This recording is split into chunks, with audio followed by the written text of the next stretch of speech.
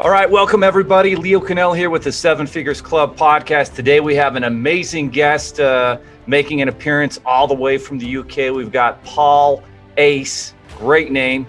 Paul Ace is actually the founder of a system that helps to improve conversions and reduce overall cost through webinars. If you're a successful online course creator or you're looking to do that, then he's passionate and his team are about serving you and creating white glove service where high level strategy meets technical expertise. They turn your leads into conversions and conversations. They turn your leads into conversations and those conversations into customers using an 80% human-like experience and a 20% actual human experience so you can close more sales and reduce customer support time.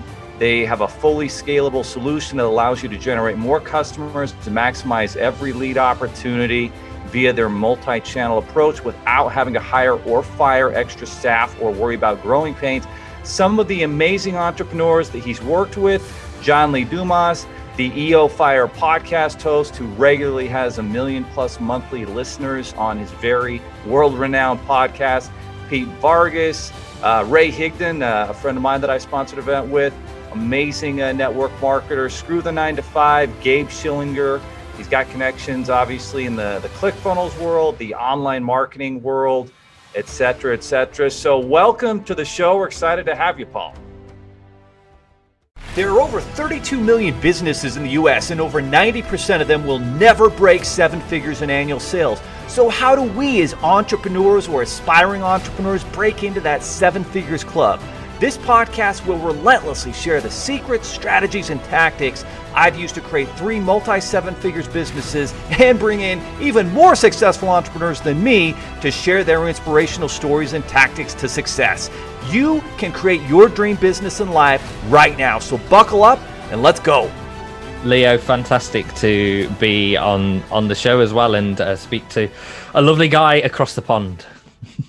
Absolutely. Yeah, we appreciate you taking the time with the time difference there in the UK and so forth. So, as the last several months have happened and the craziness with the pandemic and so forth, obviously a lot of businesses marketing and their focus on how to get to their customer and client has changed. How have you seen that change and how has your model of helping businesses to connect and small businesses and online course creators to connect through webinars, how has that changed over the last few months, would you say? Yeah, so I think you're very much right in terms of a lot of people, when March happened, a lot of people are like, oh, well, what are you going to do now? And you're like, well, actually, this business is growing and growing and growing because so many more people have come online. I think they said it's sped up the e-commerce industry by like 5 years. In the space of 7 months, which is just crazy. So there's opportunity where you look for it, right? And one of the big things that we've seen is different ways of doing webinars and also different ways of applying conversational commerce. So it's kind of like almost in unison of what's gone on in the e-com world. There's also this big change going on in c-com, which a lot more people are starting to talk about, conversational commerce. And actually people using things like Messenger and multi-channel communication, because now it's not a case of you just speak to someone on email or you just speak to them on Facebook. Then you need to be everywhere where your customers are. And that's where we've seen the biggest change in the terms of way webinars are being done. It's like using email, SMS, messenger bots, voicemail drops, personalized images, right? Just using all these plethora of tools that you've got available to you so people feel more connected to you. And that's what I think people want more than ever, is connection. Absolutely. So as this pandemic's happened, people are feeling less connected. And so for those businesses and entrepreneurs that have pivoted to waste more platforms, more communication angles to connect with their customer, those are the businesses that are seeing a lot of good results then. Yeah, and one of the things about that, with a lot of people working from home now as well, you have this more instant gratification that people want, right? So imagine if you wanted a customer service response and you're like, oh, I'm going to message them and I'm going to drop them an email about it as well. And you drop them an email, you go to work, and then you go, I'll check my emails again at the end of the day. Now, when you work from home, what you tend to do, you'll go, I'll start work, I'll email that person, I'll go and make myself a cup of coffee or a cup of tea if you're English. And then once you've done that, you'll come back and you go, I'm just going to check if they replied. Right. And that's like 10 minutes later. Yeah. So the thing is, the majority of people expect a response for customer service within 10 minutes. I think this is according to Forbes. And the average response time is 12 hours. So what we look at is actually applying that more from a marketing and a selling perspective of how can we create it where they feel like they're getting that personalized customer experience through the whole journey. So then the customer's been pre-framed so much by the time they get to the webinar, they actually feel like they already know, like, and trust that person, as opposed to it just being, oh, another webinar that I want to go on, right? Or that I want to learn one thing from. It's actually you creating familiarity, because that's what breeds success. Perfect. Yeah, I've seen this online where more of the successful entrepreneurs that are building 8-figure businesses are talking less about that old webinar model and more about conversational domination and conversion. So how do you define that conversational conversion, and what are some of the changes that the business owners need to make if they're going to survive in this new world? Yeah, listen, there's still a place for like just cold ad to a webinar, maybe to an application or to a pitch, and then that's it.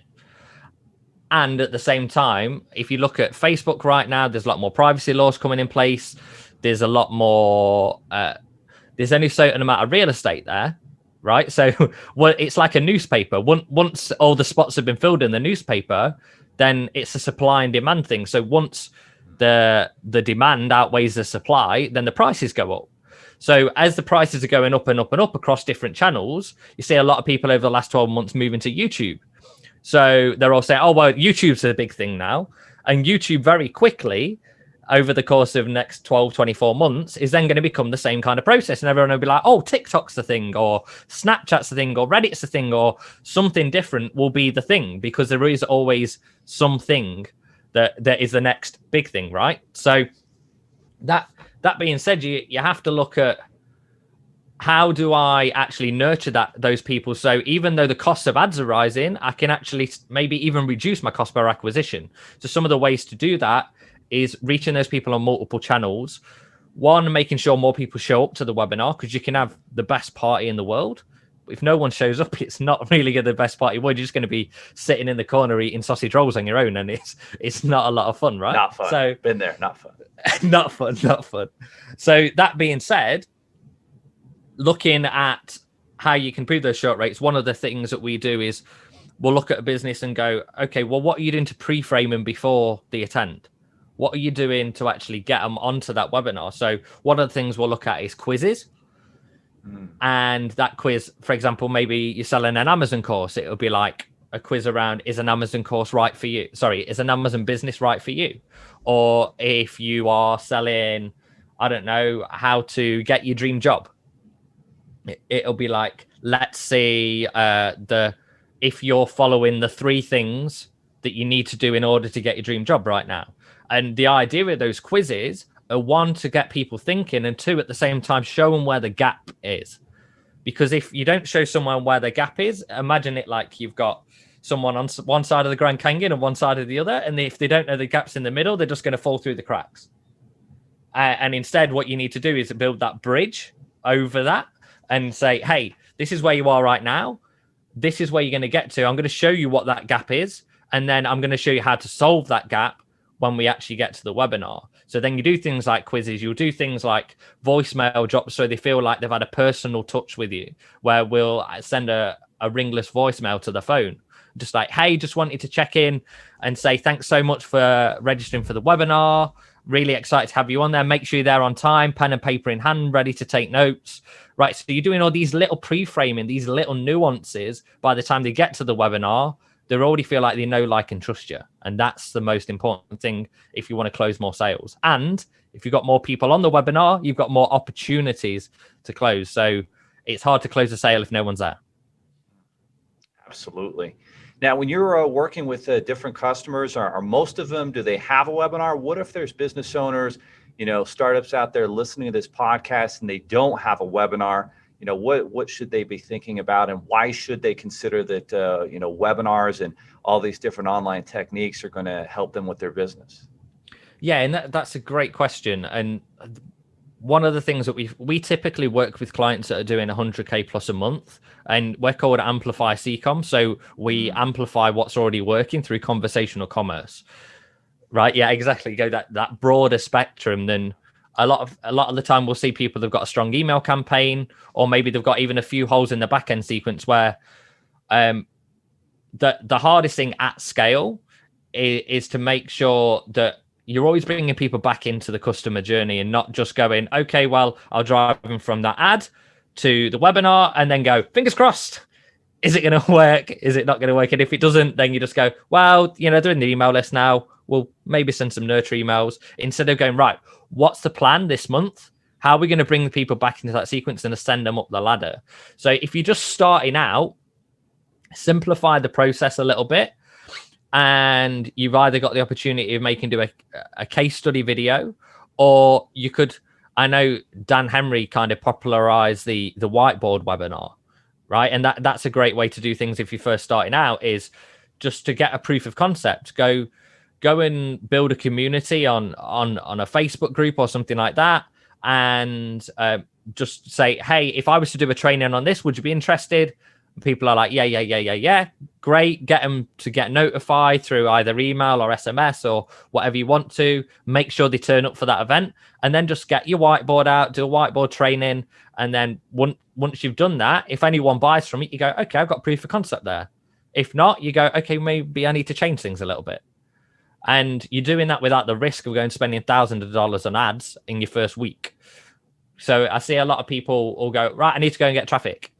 And they'll try and do it themselves, but they're not an expert. So it's better to do some organic strategies, get the proof of concept and get the messaging down. And once you've got the messaging and the offer, then you can go, right, let's put all these other pieces of the jigsaw in. So what we do tends to be for more advanced strategy and hyper growth. Very good. What do you think some of the mistakes are that people make as they're building that email list or they're building that community with the Facebook group? What are some of the things they should be doing, and what are some of the things that they do that they probably should avoid? So one of the things is forgetting that every single person on that list is a human beating heart, right? They're not a number. Yes, when you're digging into analytics, you need to look at them as numbers. However, when you're writing any kind of copy, you're having a conversation. That's all it is. You're just having a back and forth conversation. So write as if you're having a conversation. Don't write like you're doing a blog post, right? Don't write like you're doing a news article. So like we've just got a new copywriter, brand new copywriter. He's come into training. We won't let him loosen anything until he's got all the pieces in place. I keep giving him pieces of copy. And then he sent me one back today, and I was like, okay, it looks more like an article, the way it's structured, as opposed to when I write, I won't write always full sentences. I'll write short form as if we were chatting back and forth. And one thing that people, if you looked into this more, it's absolutely fascinating, is the world of NLP and embedded commands, and all those kind of things are fantastic. And in fact, if you just started to look into NLP just a little bit, you'll probably already see how that can make a difference in your business just by looking into it just for a very brief amount of time. So using certain words and phrases in the certain order suddenly increases conversions dramatically because of these embedded commands that are being created throughout the copy. Amazing stuff. So Paul, what led you at the beginning to have the confidence to launch this business? What was your background like, where you're like, you know what, this is really something that a lot of business owners need and are missing, and me and my team are going to launch this and build this business? What was that process like to make that decision to start this business? Do you know what? It was a weird one, to be honest, Leo. And I ran my first business when I was 16. And it was just like a business at school, this like young enterprise program. Yeah. We sold T-shirts. It was great. We had one design and it was Maglietti Italian for T-shirts. That was it. That's all we had, one design. And then over time, I went through loads of different businesses. We got to, I think it was 2018, 2017. And then I was a wedding singer at the time. And as you do. And I decided I wanted to create some lead generation online and create some kind of buzz to get more brides to book me. So we started off, we created this Dream Money Secrets box. I was like, create this info product, then people will buy that. We make it a self-liquidating offer. And if anyone doesn't know what self-liquidating offer is, it's basically all you're doing is you spend $10 in ads and you look for $10 back in sales. So you break even. That's all you're looking for, because then you can build unlimited customers. So we did that, sold about 250 of these boxes, started doing a little bit of fulfillment house and everything. Thought I was on top of the world at the time because I was like, oh, look at me, I'm using the fulfillment house and everything. Then we found out what they wanted and did a survey, and they said we wanted bridesmaids dresses at a reasonable price. So then I started a bridesmaids dress business. We did that for around 18 months. It did about $100,000.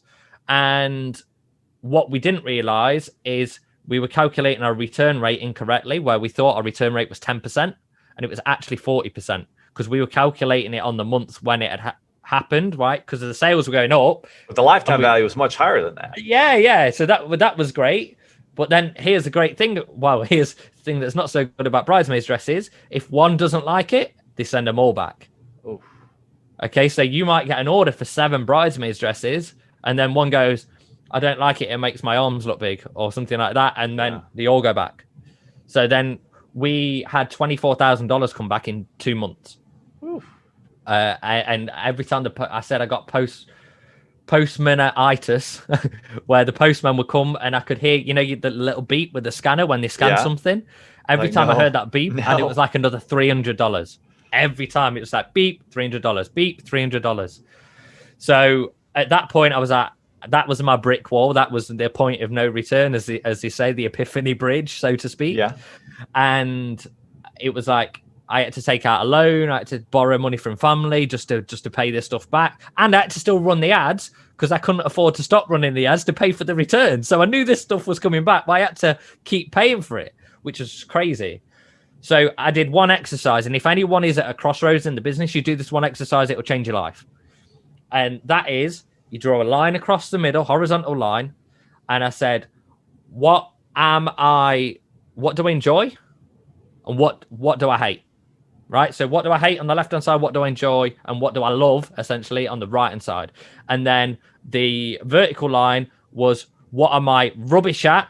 And then what am I amazing at? And then I literally plotted everything that I've ever done in business, everything from doing the accounts to doing the marketing to doing copy to doing messenger bots to doing everything. And then I copied all that. And then the one thing that came out was messenger bots that I was good at and I enjoyed. So I went into that, got into that a little bit more. And then we realized that we didn't want to build a business on a platform. We wanted to build a business on something that was grander than that, and that's where CCOM was born, and this conversational commerce. And we realized it wasn't messenger bots, it wasn't SMS, it wasn't email, it was conversational commerce, having this process where if you're actually speaking to people in a conversational way and building a relationship, you're going to make more sales. And then here's the thing, if you can automate 80% of that in a human-like way, then you can actually make more sales as well. So that's where that was born from, really, if that gives you an idea. It does. And what I like to define that is pivoting to prosperity. And it's a huge lesson, because when you first start any type of business, you're growing, you're seeing some success. And then, like you say, you start to see, oh, you know what, my product's getting returns, I'm dealing with all these problems. And that's ingenious. So what did you call that formula, where you're basically defining everything that you love to do in your business versus everything you hate, and then everything that you're good at versus everything that you're not? What's the name for that? That there's probably, that should be a book and a whole product, because there's so many business owners that maybe 70-80% of them are going through that problem. And how can you pivot to prosperity? That was an amazing breakdown that you just shared. Yeah, I mean, we haven't got a particular name for it. I kind of call it like the crossroads diagram, because it's in a dual way, right? So you're actually putting a cross on there, and at the same time, you tend to use it when you're at a crossroads in your business. And here's the thing, you can put another layer on top of that. So let's say imagine you've got the 4 quadrants, and you're going to have this quadrant where it's like, okay, these are the things that I'm really good at and I enjoy them as well. Now, there might be quite a few different things that are grouped around the same thing. So then you look at that and you go, okay, well, how can I go a step further on that? So then I'll do, what do we enjoy? And then the other line will be, well, actually, a better way of doing this, which we've done before, is how scalable is it? That's an important question, because if you're banging your head on the ceiling and you can't scale it, then you get back to stuff you hate. Yeah, so you've got a vertical line. How scalable is it? Yeah. And then the horizontal line will be, how much money can I charge for it? Right? And you might think in some ways they're the same question, but they're not. You may be able to charge $25,000 for some kind of coaching program. However, if you're doing that one-on-one, it's not scalable. But if you've got something that you can productize where that's infinitely scalable, then you may be charging less for it to start off with, but then overall you're going to make a lot more. So, and there was a Russell Brunson podcast that I listened to a long time ago, and he said you can have a level 10 skill set, but if you're in a level 2 opportunity, you will never make the kind of money that you want to make. And I've seen that happen over and over again with myself. And I know Joel Earway, he was selling webinar things to engineers, right? And engineers, did they have money? Yes. Were they willing to spend it? No. And that's where your third crossroads can come in. So you go, do they have money? Yes or no? And then you write down, then you choose your avatar. So you go, do they have money? Yes or no? On a scale of 1 to 10. And then are they willing to spend that money on a scale of 1 to 10? And then look at the people who are willing to spend and able to spend. And then you know what you like to do, what you're good at, who to serve, where to find them. That's like a business in a box.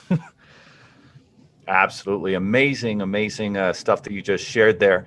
So when you're going through and you're building a business and you go through challenges and failure, what has been the process for you to get through that failure, and how do you look at failures you're growing a business? Yes, and that's a great thing that not enough people talk about, is really, if you're not failing on a regular basis, then you're not growing quick enough, because you're either growing or you die. And so you have to fail fast and often. And the way we look at it, and we've got a board of advisors, and I had a couple of challenges the other day where we moved some clients around and stuff. And at that time, I got a message from my board of advisors was to say, hey, here's the great news. It's happened now. So it may have cost you this much right now, but it would have cost you 10 times as much if you figured this out in a year. So any situation that happens in your business, if it's a quote unquote failure, which I prefer to call a challenge that you've got to overcome. If there's a challenge in your business, then it's still better for it to happen today than 1 year's time, wherever you're at, right? If you're at $1 million a year, it's better to happen at $1 million a year than it is to happen at $10 million a year. If you're just starting out, it's better to happen when it's just starting out than it is when you're at $100,000 a year, right? So wherever you are, it's always better for it to happen now than it is to happen later, because it's going to be more painful later on. Absolutely. Now, you've connected up with some amazing, people like Ray Higdon and John Lee Dumas and Joel Earway, some of these guys that have really built fantastic organizations. For a lot of people out there, connecting up with a key influencer like that can make a huge difference in credibility and growing their business, et cetera. How have you been able to consistently connect with great people like that? So I was around 6 months into the business, and I was like, again, the whole level 2 or level 10 opportunity. I was like, how do we take that to the next level? And I figured out this process of, if you imagine every entrepreneur or every one of your ideal customers on a score chart, right? So imagine it like that, going up, and like you have the level 1 people who got no idea, right? They're literally just dabbling. I'm going to click on a few buttons and see what's around. You've got the level 10 people who might be people like Tony Robbins or Richard Branson and those kind of people. Then there's those people in the middle that maybe are hard to reach, But if you were to reach them, then you would be able to work with the step below. So what I did, I said, how can I give so much value to someone who is a level 8 or a level 9 that then they refer me to someone who is a level 7? So what we did, we created a podcast and we called it Build My Bot Friday. And I basically reached out to everyone I could find who was an influencer in the space and said, hey, would you be willing to be on our podcast? In return, we will build you a bot for free that you can use in your business and take away the same day, use it live. We'll build it live and you can use it, take it away in your business for free. And that's what got John Lee Dumas on the podcast. And then from there, then I use that as leverage, right? Because once you get one, you only need one. So once you get one, then I took that one and said, reached out to everyone else and said, hey, John's already going to be on the show. And then they're like, oh, he's on the show. You've got credibility. Exactly. And I know that's the way John actually did his podcast when he first started out, because he had Pat Flynn. He went to an event and spoke to Pat Flynn and said, would you be on my show? And Pat said yes. And then what he did, he went around the rest of the conference and went, Pat Flynn's going to be on the show. And they're like, oh, cool. And then he got these big names and then suddenly instant credibility. And then what that did is John was impressed because I think we improved his short rates. Like we built it. I was like, okay, well, this one's a big one. So I'm going to build it beforehand and actually talk about the results on the show. So then you get a testimonial at the same time as him being surprised and shocked at how much it had increased. So I think we improved his short rate to around 62% or something like that. So he's that's massive for his audience because he's got a huge audience. Exactly, which was great. So we went ahead and did that, and then he was like, "Hey, I'm going to refer you to these guys called Screw the 9 to 5," and introduced me. Our first launch together, the previous launch that they did with the same thing the year before, because they did like an affiliate challenges. They did $35,000. The very first launch we did together, we did $293,000.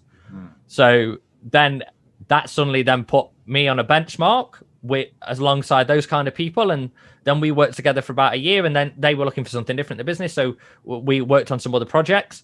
And at the same time, then that opened doors because people saw what I was doing with them on the challenges. And then they were like, oh, could you do that for us? Could you do that for us? And that opened up like the doors with Pete Vargas. And then that opened up some other doors as well, where we got introduced to other people. So that's how it kind of all came together off that one thing of how can I give someone so much value that it would be irresistible for them not to get on a call with me. Phenomenal stuff. After we're done, I'm thinking of some different groups we work with that we'll probably want to make some introductions to that do some of these challenges and other things. And boy, if they could tap into some of these ways to increase their conversions, they're going to be very, very excited. So let's kind of break this down. What you said, number one, you've kind of have a platform, and Russell Brunson's talked about this. When you have a platform like a podcast, like some sort of YouTube show where you can, give someone the opportunity to kind of promote their business and build value that way, that's where you start. And then the second thing that you did that I think a lot of other people, even with podcasts, don't do that I need to do better is how can I give more value than just the platform, than just the opportunity to share? And it's, in your case, what do you do well? Oh, well, I'm going to teach them how to do messenger bots and increase their conversions. And so whatever someone's doing, that's the next step is what value can you bring beyond your platform? And then once you've got one really big name, now you've got instant credibility. You serve that person or organization as much as possible, and then they refer you, and then now you start to name drop. Oh, well, EO on Fire is with us. You might want to work with us too. And it's like, oh yeah, of course we do. Yeah, that instant credibility, and that's how you can grow and scale a business very fast. That was an amazing thing you just shared. And it's a gift that keeps on giving. And if it wasn't for the pandemic, I mean, we would have potentially been going to Las Vegas as well, right, with John and Screw the 9 to 5 because then we came fifth in the KBB, I think fifth or sixth in the KBB affiliate launch together. So then that would have opened up more doors, right, for those kind of things to meet more of those people at those kind of events. And we didn't get a chance to go because obviously it got cancelled with the pandemic. However, it's always leveraging opportunities and taking each opportunity as far as it can go. And the other thing to note on that side of things is the people who are more further along in marketing and further along as partners, and basically your real ideal clients, they're not the ones engaging with your posts on Facebook. They're not the ones commenting on everything that you put out there. They may like it, right? So I know some high income entrepreneurs that I've had conversations with, and we've discussed partnerships and things, and then they'll go and like my post to just go, hey, I'm still watching your stuff. What the ones who are always commenting like, yeah, me, you know, when you say who wants this free thing, and everyone's like me. 9 times out of 10, you may find it very occasionally, but you're not going to see Tony Robbins commenting on your post saying, oh yeah, send me that freebie. Right? You're not going to see people like Perry Belcher or Ryan Dice commenting on those posts because they're too busy running their business. So the higher, more experienced entrepreneurs are the ones that are closely just keeping an eye on things all the time. We've now partnered with a client, and they've done a hell of a lot of revenue, multiple 8 figures. And I said, how do you know I was good at what I did? He said, I've been watching you on social media for 1.5 years. Never commented, never liked a single post. I had one conversation with him 1.5 years prior, and he'd watched me on social media ever since, and he said, you've been consistent. You haven't wavered, you've just been consistent through the whole process. And so that's something that's really key. Everyone writes posts to get engagement, and I'll do the occasional one, right? Just to keep things interesting, build a lead list, and we can use them for other things. But the majority of the time I'm thinking, is my ideal customer seeing this? And I used to have this thing of like, oh my God, what's the point of posting? I only got 2 likes on it. And now I'm going, doesn't matter. Because every time I reach out to someone now, they'll say, oh, it looks like you're killing at the moment. Because all I'll do is put results posts on a lot of the time. And then I'll do a breakdown of how we got that result. So I'm giving value at the same time as positioning myself with authority. And then that opens up more doors for the future. So what are some of the keys to building that consistent social media campaign? Is that something that you as the business owner should be doing? Should you have team members or third parties helping you out with that? Because you're right, that consistent social media and posting, and what are the platforms you recommend focusing on so that those big strategic partners identify you as someone they want to work with in the future? Yeah, and that's a good question. And consistency is massively important. So what I look at doing now is on a Monday, I will write 7 days of social media posts. So I'll write those out, and then each day, all I need to do is go and find a picture that goes with it. That's usually some kind of weird pattern interrupt. I'm very, very good at just making really ugly things that go on social media because it stops your eye. And that's important because everyone's putting pretty pictures on there. So I'll just go and put really weird colors and weird text together a lot of the time, or funny things that catches their attention. So we'll do that at the start of the week. And then we have a VA on our team as well. And what she does is she'll go back through my personal Facebook page. She'll take those posts and then she'll schedule them into Hootsuite. And then she'll schedule them for our business page to go out every 2 days. And then she'll schedule them to go on to LinkedIn as a blog post every 3 days. So we've then got content going out every 2 to 3 days across LinkedIn and Facebook. And then I'll take that post that I put on my personal page and also go and put it in a couple of the Facebook groups that I know it'll be relevant to. So then it's taking me like 10 minutes a day. Once I've done that initial maybe 1.5 hours, 2 hours of writing at the start of the week, 10 minutes a day, and then we're good to go. And then the other part of that is something that we're just building out because I was like, what I did is actually I built 6 months of email content in about a week and just wrote that and put it all in autoresponder and let it run. So that was a starting point. And what you can also do is take your social media posts, as long as they're in a conversational way that gives value, take all those and turn them in and put them as your part of your autoresponder as daily email sequences. So you're always repurposing everything everywhere down the line. So, and the next step for us with that is building a content machine where we go, okay, I'm going to record a video and I'll take that video. I then give it to the team to transcribe. They transcribe that video. They turn it into a LinkedIn blog post, a Reddit blog post, a potentially put it on Quora answers and things like that as well. So we put all that there. Then we take that, put it onto YouTube. We put it onto a landing page. We can send out an SMS once a week to guide people back to that value piece. And then under that value piece on the landing page, then there's got a link to book a call with a soft call to action, which is just like, hey, if you, and by the way, if this has been helpful and you want some help us doing that in your business, then go ahead, just enter your details below, and we'll look forward to jumping on a call and seeing how Amplify can help you grow. Oh, phenomenal stuff. So the first thing that I'm hearing is you schedule it every single Monday. For an hour and a half, 2 hours, you're creating those social media posts for the next week. And then you've got some VAs, some people on your team. They're going to take that content and then make it work and customize it for each platform, whether it's LinkedIn, Instagram, Reddit, whatever it is, and YouTube. And of course, then there's going to be a link so that they can actually take action if they like it.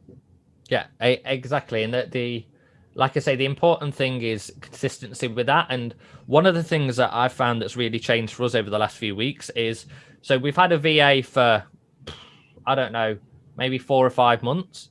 And what I've started to do is bring her on our daily huddles. Now that goes from her being a VA to being part of the team. Now she's part of the team, I have a different responsibility to make sure I get my stuff done and make sure that I'm always ahead of the curve, because otherwise she's going to be messaging me saying, hey, I need this. But now I'm letting a person down, not just someone that I've spoke to on Upwork that doesn't really feel like a human. It's just, you know what I mean? It's kind of like almost like you're on a video game on your phone or something, where you just message people and you go, oh, look, I got some work done and it magically appeared. Now you're like, oh, wow, that's actually a human that I'm having this conversation with, and I feel responsible to make sure if they've gone and done the work on their side, that I need to do the work on my side. So, for example, each morning now, we have a system where she'll send me 2 podcasts to reach out to. And the way we got connected is she reached out on my behalf, but I'm actually writing the details of how that does. And then she'll send me this reply that you send. And then I'll send a reply in our project management system of what to send back. So I'm not scattering my info around everywhere going, okay, I need to go and check 4 email accounts, need to check my LinkedIn. She just says, here's the things that I needed to reply to today. And then I go and reply and she sends it back out. So you're speaking to me still without me having to do all the legwork of just going around the houses.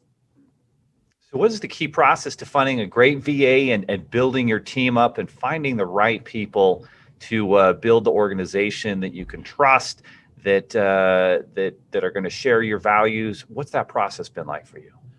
So a little bit trial and error. And at the same time, culture fit is massively important.